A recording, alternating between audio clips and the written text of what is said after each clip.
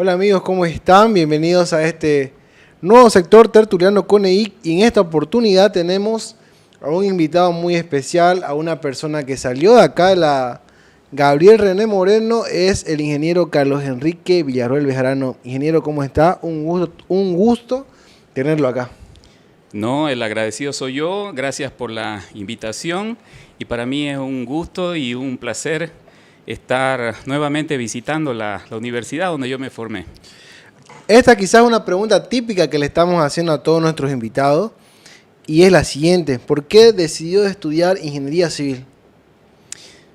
Bueno, siempre en el colegio fui alumno destacado y me inclinaba bastante por el área de matemáticas, de física, y por otro lado me gustaba mucho el dibujo, ¿no? Artes plásticas, el dibujo técnico, y tenía las opciones de arquitectura, ingeniería civil, y bueno, arquitectura no había en ese tiempo en la universidad, entonces opté por postular a ingeniería civil, y siempre fue algo que me gustó, el tema del cálculo, el tema de la construcción. Bueno, me llamaba mucho la atención, entonces opté por ingeniería civil por mi afinidad con las matemáticas y la física sobre todo.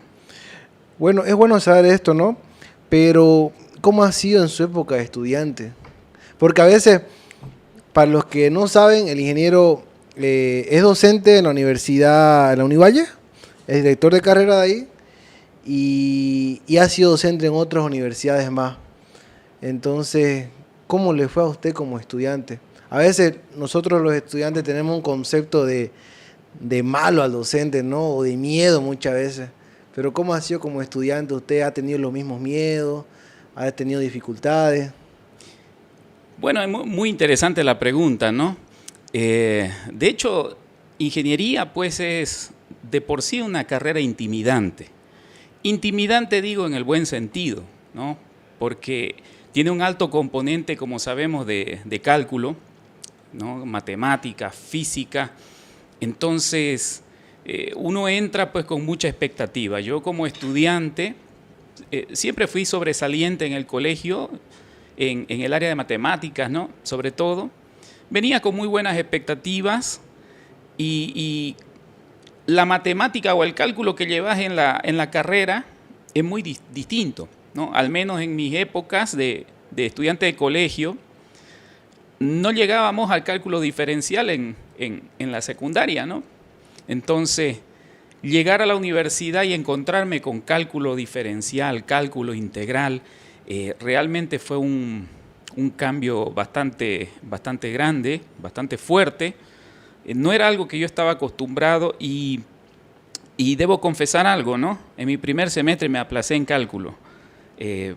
También, bueno, en mi defensa debo decir que ese primer semestre me enfermé, me operaron y estuve ausente, entonces más o menos un mes, ¿no? Pero en cálculo sí reprobé el primer semestre, entonces eso hizo que yo en mi época de estudiante le tenga mucho respeto a la carrera, a las materias, por supuesto a los docentes, ¿no? Entonces es una carrera muy desafiante realmente. Cuando muchas veces nosotros entramos a la carrera, los compañeros que están en semestre mucho más arriba nos meten miedo con algunos docentes. ¿Cuáles fueron los docentes que para usted fue así desafiante, intimidante? ¿Cuál de los de su época, ¿no? En mi época estaba, bueno, resistencia de materiales siempre fue una materia que ya los compañeros de más arriba decían esta materia es tremenda, ¿no? Y el ingeniero Belmonte, no sé si él sigue siendo docente, ¿no? El ingeniero Belmonte, recuerdo a las 7 de la mañana era su clase bien temprano y claro, muy responsable, el ingeniero llegaba recontra puntual y no entrabas a su clase si no estabas en el horario, ¿no? Y la materia como tal, resistencia de materiales, recuerdo que fue una de las más fuertes, las más desafiantes para mí. Esa fue una. Y la otra, que todos los compañeros de arriba decían hormigón, hormigón 1. ¿no? Con el ingeniero Quilla, que me parece que sigue también como docente. Hormigón armado y resistencia de materiales, que son las dos materias que yo te puedo decir que nos decían los compañeros, estas materias son muy duras, ¿no?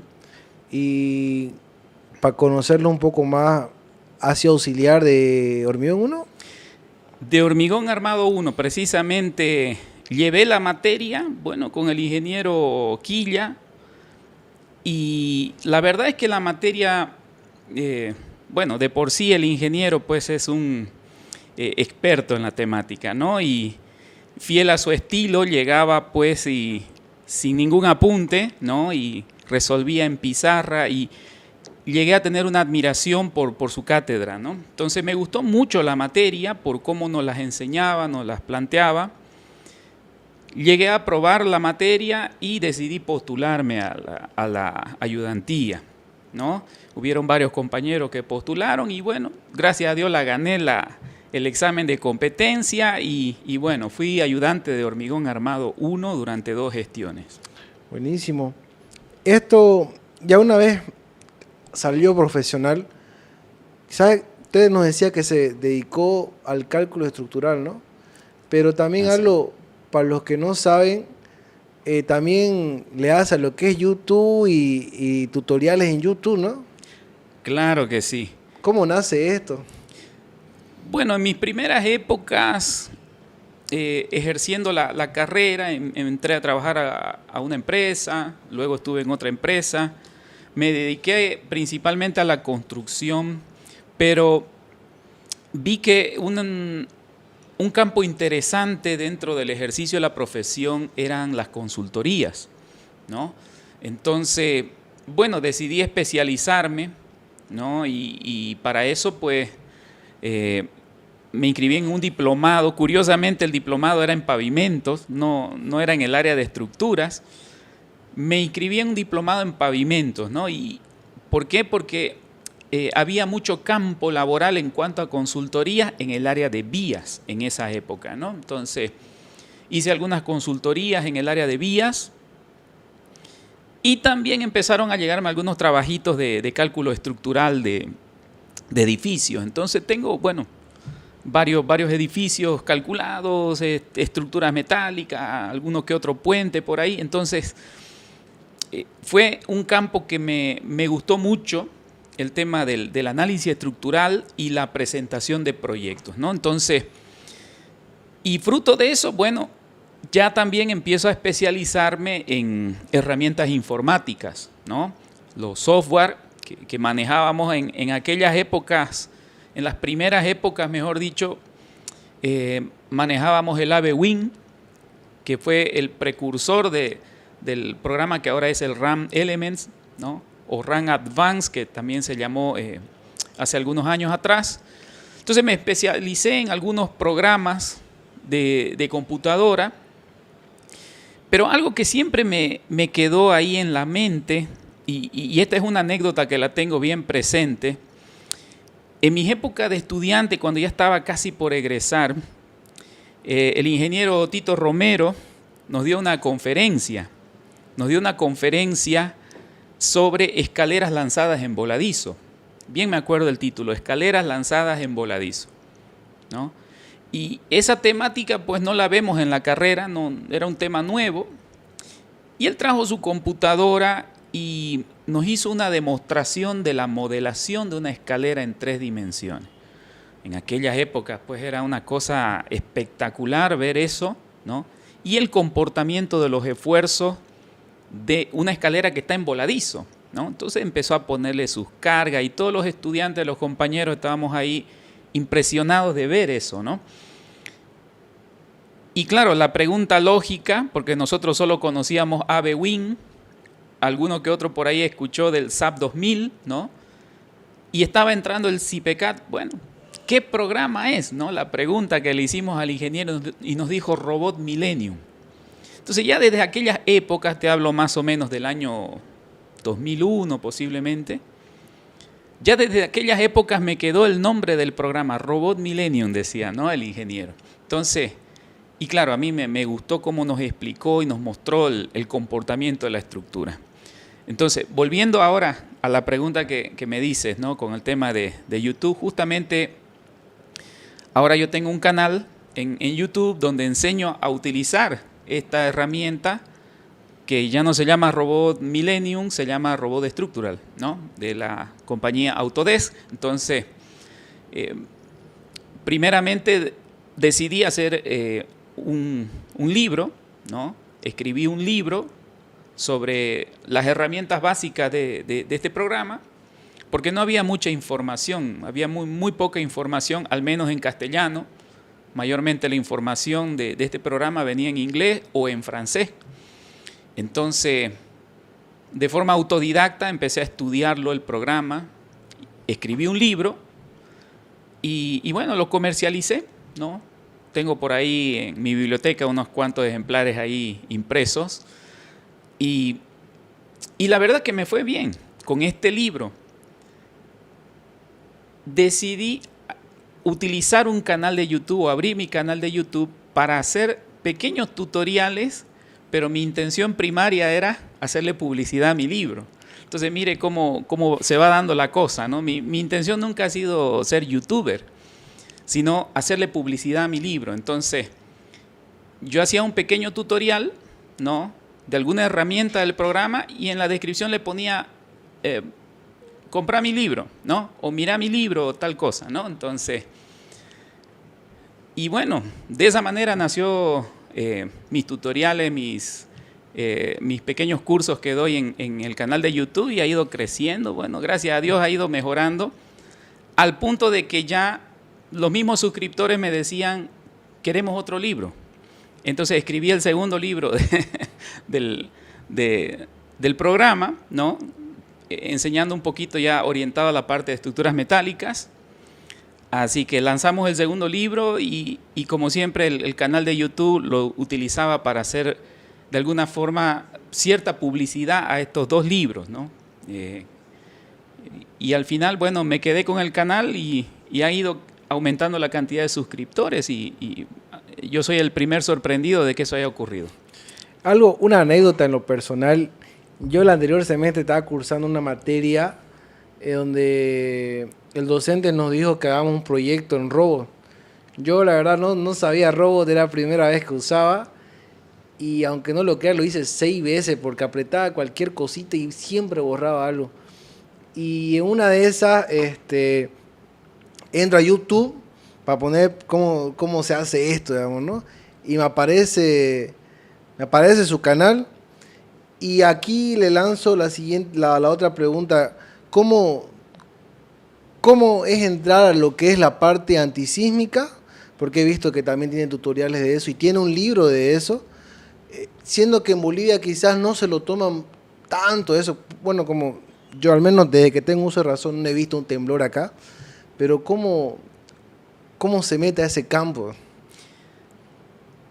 Ese campo prácticamente estamos obligados a entrar en ese campo, ¿no?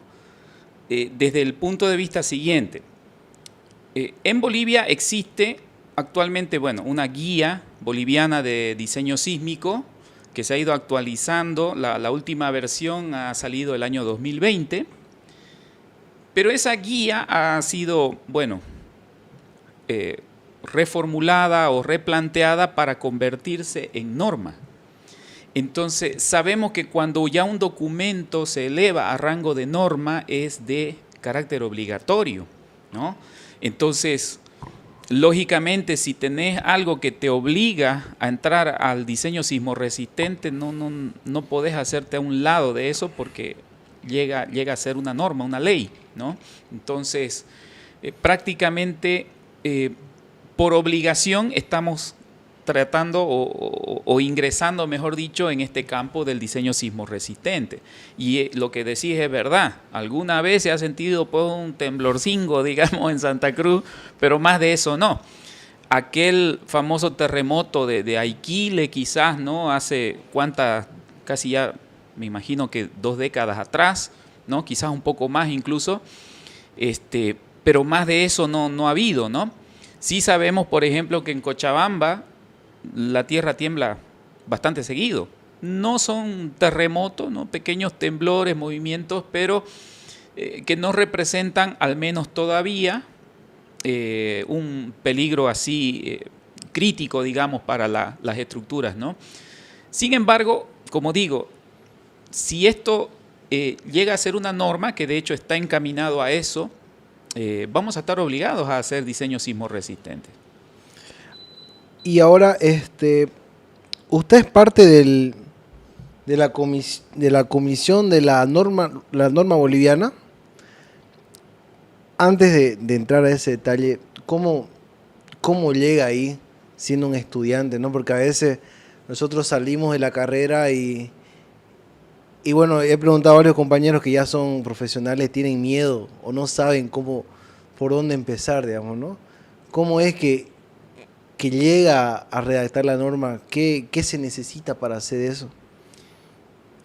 Bueno, en realidad, en la universidad nosotros, bueno, al menos los que van por la mención de estructuras, llevan los primeros rudimentos de dinámica estructural, ¿no? Diríamos la parte conceptual de la dinámica estructural. Para hacer el diseño sismo resistente, pues la base es eso, precisamente, la dinámica estructural, entender el comportamiento de una masa sometida a una aceleración, ¿no? Entonces, fruto de eso, pues aparecen algunas fuerzas inerciales que empujan lateralmente a la estructura y eso hace, a su vez, que aparezcan nuevos esfuerzos, ¿no? O que se aumenten los momentos, que se aumenten los cortantes y demás, sobre todo en los elementos resistentes, que son las columnas. Entonces, eso para un estudiante, ya que me preguntas eso, es muy buena la pregunta, implica pues que un profesional nuevo, digamos, un recién egresado, tome algún posgrado, ¿no? Y actualmente, bueno, existen posgrados, ¿no? Desde diplomados, maestrías y especialidades, doctorados también, en este campo. Entonces, es fundamental para hacer diseño sismo resistente, número uno, la formación. Entonces, tomar algún diplomado, algún posgrado en esas temáticas, para aplicar los conceptos de dinámica estructural justamente al comportamiento de la estructura y al diseño sismo resistente como tal. Y haciendo un paréntesis a esto, ya que hablamos de que cuando egresamos en la carrera, ¿usted ha tenido miedo cuando ha egresado o estaba seguro de las cosas que le tocaba afrontar? Yo creo que los temores son de alguna manera hasta naturales y normales, ¿no? Porque cuando egresás de la carrera, no solo de civil, de cualquier otra carrera, te estás enfrentando a un mundo que a priori es desconocido, ¿no? Desde el mismo hecho que te digan ingeniero, ya te sentís diferente, ¿no? Te sentís como que más importante, te sentís... Es una sensación muy especial, pero es una situación nueva. Y toda situación nueva pues te genera cierto nivel de incertidumbre y, como dices, miedo, ¿no? Entonces, y algo muy, muy típico y algo que me pasó a mí, por ejemplo, mi primer cálculo estructural. A lo mejor yo estaba sobredimensionando, ¿no? Un poquito. Recuerdo un docente, justamente cuando hablábamos de estos temas, y le hacíamos preguntas así, y nos decía, sobre el tema del prediseño o del predimensionamiento de los elementos, nos decía, al final depende de tu miedo. Bien se me quedó esa frase, depende de tu miedo, ¿no? Las normas te orientan, las normas te dicen más o menos valores aproximados, pero depende de tu miedo. Era un docente, no voy a decir su nombre, pero nos decía esa frase. Y esa frase se me quedó, depende de tu miedo. Entonces, mi primer cálculo estructural, por ejemplo, a ver, mi prediseño me decía tanto, pero yo decía, le voy a dar un poquito más. Justamente haciendo alusión a eso que vos decís, esos temores, esos miedos que son naturales, ¿no? Al final, cuando la estructura ya vos la ves construida, decís, oye, realmente funciona. realmente funciona. Y ya en mi caso, bueno, hice un segundo diseño, un tercer diseño, y ya me sentía con mejores... Más seguridad. Con más seguridad, ¿no? Y además que tuve la suerte de construir, de trabajar en la construcción de varios edificios, entonces de ver todos los pormenores de la construcción ya me hacía sentirme más seguro a la hora de calcular. Pero sí, evidentemente, como lo has mencionado al comienzo, cuando uno está nuevito, tiene ciertos temores a equivocarse, ¿no? Porque no deja de ser algo nuevo para uno, por más profesional e ingeniero que uno sea. Sí, porque a veces hay conceptos creo que tan básicos que a uno se les pasa, ¿no? En la primera obra. O yo me acuerdo que estaba de pasante en una construcción, no sabía que era un lecheado, una galleta, digamos, ¿no? Y a veces uno pasa vergüenza, ¿no? Y es como que, pucha, son anécdotas que le quedan a veces, ¿no? ¿Usted tiene una parecida, así, algo chistoso? Bueno, son muchas anécdotas, ¿no? Son muchas anécdotas que nos ha tocado vivir. La verdad que, como dices, ¿no? Uno sale, pero como que en la universidad, de toda la carrera, has aprendido, no sé, un 30%, un 40%. O sea, la parte técnica, un 30, un 40%. El resto es el ejercicio de la profesión. Y ahí no hay forma, ¿no? No hay forma de evadir, digamos, si no es experimentando, sino haciendo. O como dice alguien por ahí, en la cancha. Es en la cancha que se demuestran las cosas, ¿no? Entonces, me ha tocado vivir algunas experiencias, algunas situaciones. Algo que, por ejemplo, me pasó muy, muy interesante era el tema de hacer replanteo, digamos, de un edificio dentro del terreno, ¿no? Y claro, en la materia de topografía aprendiste a usar, ¿no? El teodolito, aprendiste a usar total. la estación. No, estación total no. Teodolito aprendimos nosotros en aquellas épocas, no había estación total. Nivel de ingeniero, ¿no? Y claro, tocaba replantear el edificio dentro del lote, dentro del terreno.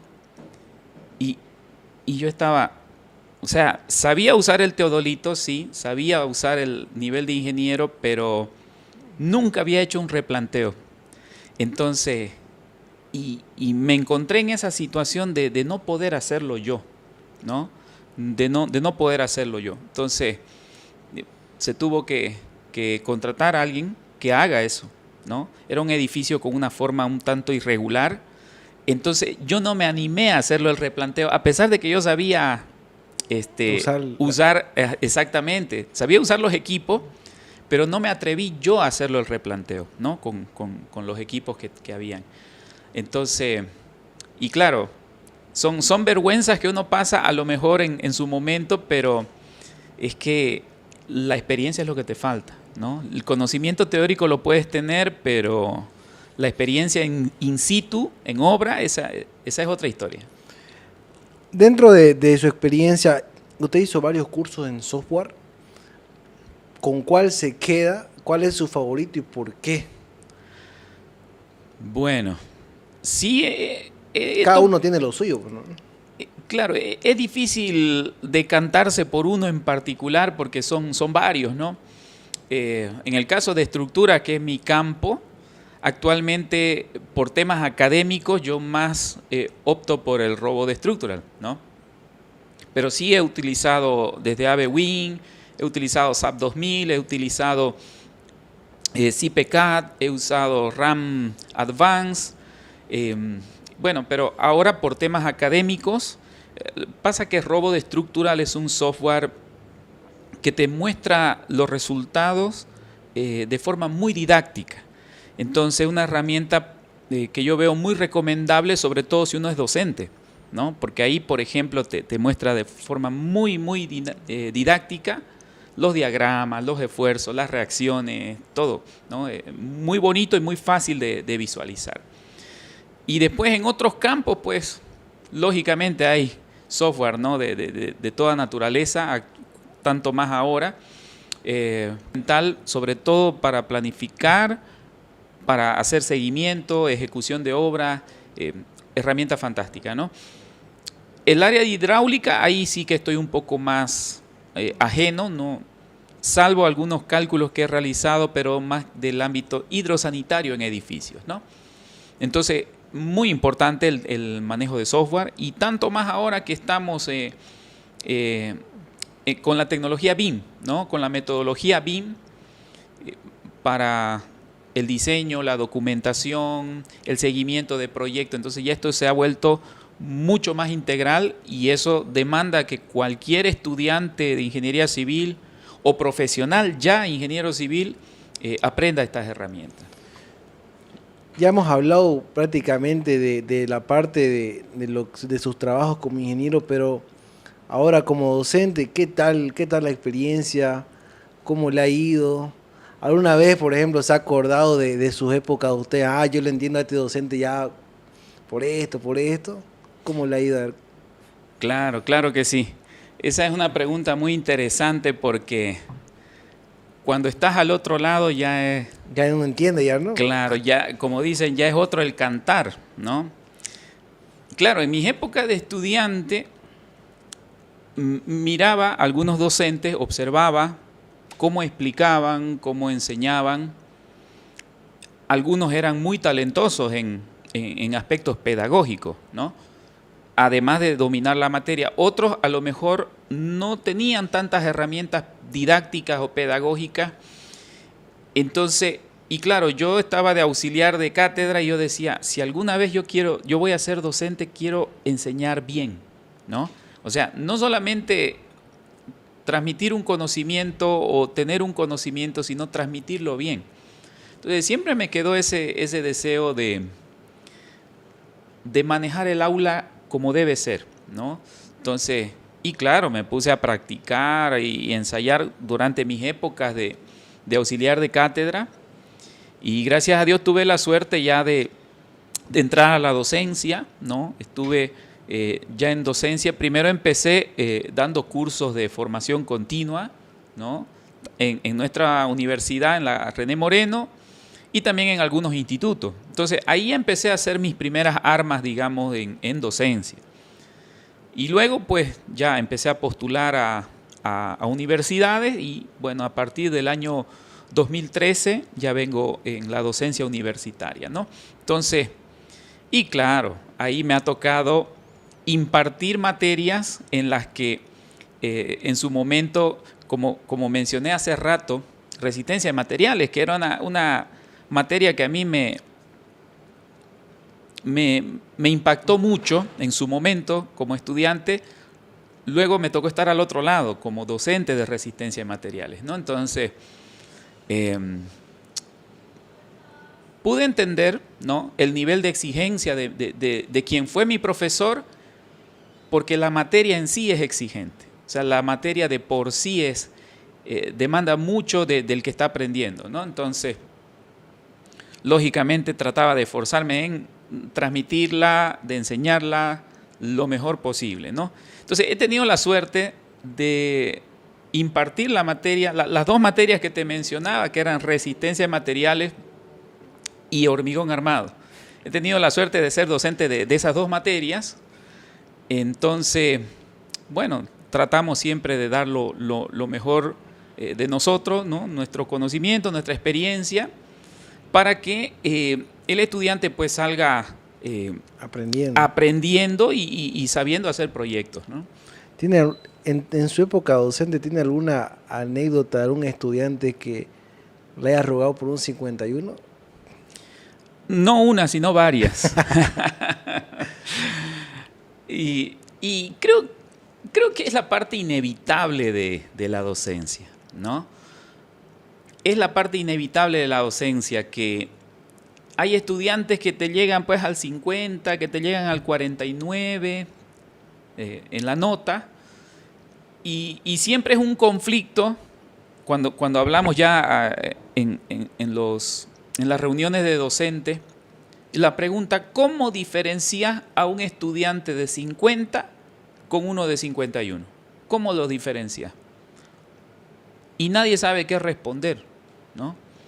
Entonces, no soy yo de regalar nota, ¿no? No es mi estilo regalar nota. Hay que aclarar eso, ¿no? No, de ninguna manera. Pero sí, cuando yo veo que un estudiante se ha esforzado, ¿no? Se ha esforzado, yo le puedo dar un trabajo, le puedo dar alguna práctica extra, adicional, para que me demuestre que sí lo puede hacer. Y le permito que se lo gane ese punto o esos 2 puntos que le faltan. Ahora, lógicamente yo te hablo desde mi óptica, yo siempre he dado docencia en universidades privadas, ¿no? Entonces, de esa manera, por decirte, no hay la figura del repechaje, por decirte. No existe esa figura, ¿no? Entonces, darle un trabajo que te demuestre el estudiante que realmente merece ese puntito extra o esos 2 puntitos extra para aprobar la materia, porque al final, como te digo, es una discusión entre los docentes, cómo diferenciar un estudiante de 50 con uno de 51. Es muy difícil, ¿no? Entonces, sí, he tenido estudiantes que han llorado, ¿no? Y la verdad es que uno también es un ser humano y te condueles de que tu estudiante repruebe, pero a veces el estudiante ha sido muy irresponsable que no merece esa oportunidad, ¿no? Entonces, uno como docente valora, ¿no? Va sopesando si el estudiante, por ejemplo, no ha sido faltón, si ha asistido siempre a clase, si ha sido más o menos responsable en presentar tareas, aunque no del todo bien la tarea, pero se ha esforzado en presentar. Entonces, ya uno como docente, uno va sopesando eso y ve, ¿no? Cada caso es particular. ¿No le apareció uno que le diga, Inge, no me gusta la estructura, me gusta más carretera? O le prometo no trabajar en estructura. Es que nuestra carrera, es tan bonita nuestra carrera, ¿no? Ya que lo mencionás, es tan bonita nuestra carrera que tiene todas esas ramas, pues, ¿no? El que no es estructurista no va a ser estructurista, pues, y se va por el lado de vías o de hidráulica, ¿no? Hay ingenieros que son muy buenos en el área hidráulica, pero no le entran las estructuras. Pero es parte de lo que tiene que cumplir en la universidad, ¿no? Entonces, y a veces aunque no nos guste esa área, pues tenés que esforzarte y aprobar, aunque con la nota mínima, pero aprobarla, ¿no? Porque es parte del pensum y es algo que tenés que cumplir. En mi caso, a mí nunca me gustó la hidráulica, por ejemplo, ¿no? En mis épocas de estudiante, teníamos muy buenos docentes. Recuerdo muy bien al ingeniero Orsini, que ya es fallecido, excelente docente de hidráulica. Pero no me gustaba la materia, me gustaba cómo enseñaba. Y claro, nos enseñaba muy bien, nos exigía, bastante exigente era el docente, pero no me gustó nunca la materia, nunca me gustó la hidráulica, pero estaba consciente que tenía que aprobar la materia porque era parte del pensum. Ahora, usted está como invitado docente aquí en la Gabriel. Primeramente, ¿qué significa para usted dar una materia que en la universidad donde salió? Es una sensación muy, muy especial. Y los mismos módulos, digamos, ¿no? Claro, y me ha sorprendido cuando me has dicho en el módulo 222, yo decía, ¿dónde está el módulo 222? Yo lo conocía el módulo como el 214, ¿no? En mis épocas era el módulo 214. Entonces, cuando me has dicho, venga ingeniero al módulo 222, yo decía, ¿dónde quedará eso, no? Y había sido el mismo módulo. Bueno, es otra época, es otra realidad, pero el sentimiento es el mismo, ¿no? Es una sensación de volver a casa, ¿no? Porque al final, digo casa porque han sido los 5 años que prácticamente vivíamos en la universidad. En aquellas épocas terminaba tus clases y tenías que ir a la biblioteca a pelearte por los libros, ¿no? Entonces, no era solamente pasar a la clase, sino que te seguías quedando en la universidad o a veces hacer una práctica con tus compañeros o a veces ir a la biblioteca. Entonces, para mí es realmente un honor estar de vuelta por acá, ¿no? Aunque como invitado para dar una asignatura, para mí es un gusto, un honor. Me siento feliz de estar, como digo, en casa nuevamente. Así que, bueno, este semestre vamos a dar lo mejor de nosotros, tratar de dar lo mejor posible, pues, la asignatura, y que sea de mejor aprovechamiento para los estudiantes. Esta pregunta se la hago para que lo vean todos sus futuros estudiantes. ¿Qué espera usted de ellos? ¿Qué espero yo de ellos? Que aprueben. Eso es lo que espero. Pero que aprueben sabiendo. Y yo me voy a encargar de eso, ¿no? De ponerles la vara en cierto nivel, y el que pasa a ese nivel, pues, aprueba la materia, ¿no? El que no supera ese nivel, esa vara, pero yo espero que todos los que cursen puedan aprobar, ¿no? Al final, la labor del docente es con ese norte, ¿no? Que tus estudiantes aprueben sabiendo su materia. Y es bueno saber eso, ingeniero. Ahora ya que se nos acerca el CONEIC, ¿qué expectativas? ¿Usted ha participado en algún congreso nacional? Aquí en la René Moreno. ¿O puede ser de afuera también, ¿no? He participado en congresos de afuera, ¿no? Me han invitado a congresos de México y me han invitado a congresos de Perú. Y en ambas oportunidades he tenido la suerte de ser invitado como ponente. Entonces, acá no he tenido la suerte todavía de participar como ponente en un congreso. Pero bueno, a ver, si más adelante se da la oportunidad, pues nos gustaría poder aportar. Participar, ¿no? Bueno, ingeniero, muchas gracias por darse el tiempo, y también hacerle las invitaciones a cada uno de los que miran este programa al CONEIC. Lo esperamos a usted, a todos sus estudiantes que participen de este bonito congreso, donde no solamente van a venir de acá, sino de otros departamentos. Claro que sí, muchas gracias por la invitación.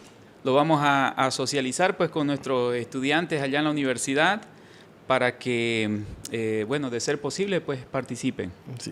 Bueno, muchísimas gracias. Este es el Tertuliano CONEIC con el ingeniero Carlos Enrique Villarroel Bejarano. Muchas gracias.